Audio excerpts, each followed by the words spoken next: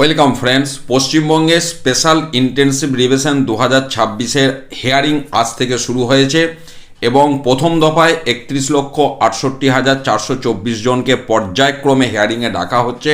2002-এ যাদের নিজেদের নাম নেই অথবা মা বাবা ঠাকুমা দাদু দিদিমা কারোর নাম নেই, তাদের ক্ষেত্রে কোন কোন ডকুমেন্ট এখানে যেটা বলা হচ্ছে যে আধার থাকলে সেটা পরিচয়পত্র হিসাবে গণ্য হবে, নাগরিকত্বের নথি নয়। বাকি যে নথিগুলি রয়েছে আমি আলোচনা করছি। প্রথমত, কেন্দ্র রাজ্য সরকার বা সরকারি সংস্থার নিয়মিত কর্মী বা পেনশনভোগীর পরিচয়পত্র বা পেনশন পেমেন্ট অর্ডার, যেটাকে সংক্ষেপে পিপিও বলে, সেটা থাকলে হবে।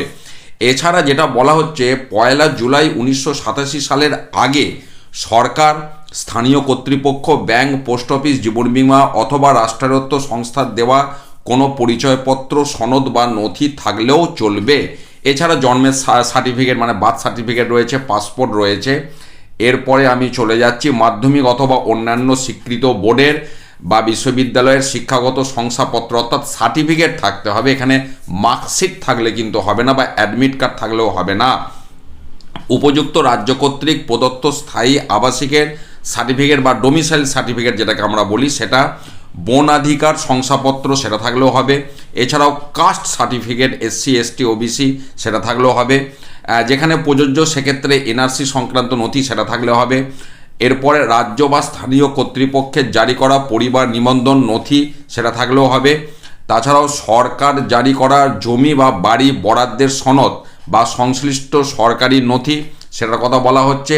এছাড়াও সদ্য বিহারে যে 2025 সালে SIR হয়ে গেল, সেখানে বাবা মায়ের নাম থাকলে সেই পেজটাও দাখিল করা যাবে।